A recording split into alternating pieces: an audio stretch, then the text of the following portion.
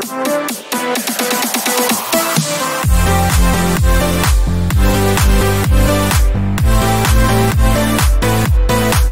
back sa ating channel mga kaibigan. The Flash Nonito Donaire mga kapatid. The Champ Nonito Donaire nagpahiwatig mga kaibigan.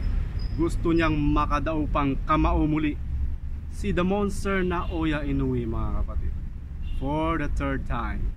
Well, anong opinion nyo dito mga kaibigan? Kasi para sa akin, fit pa naman si Champ Nonito para kalabanin muli si Naoya Inoue mga kaibigan.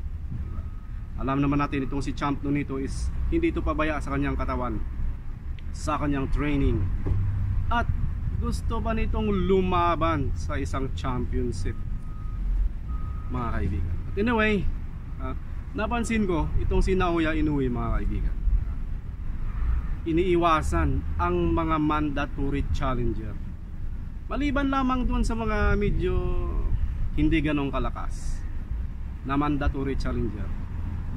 Talagang pinapatulan niya. Pero pagdating sa mga matitibay, medyo umiiwas siya doon.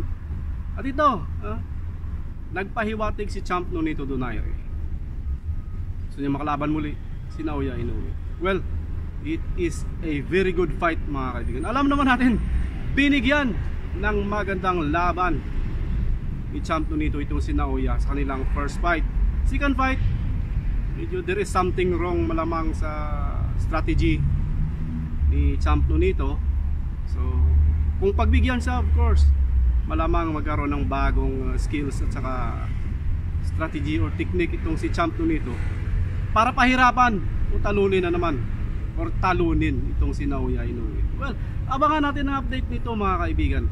Sana pagbigyan muli ng Team Inoue mga kaibigan itong si Champ Nonito, dahil aminin man natin o hindi, si Champ Nonito lamang ang nakapagwasak or nakapagpatulo ng dugo ni Naoya Inoue mga kaibigan. So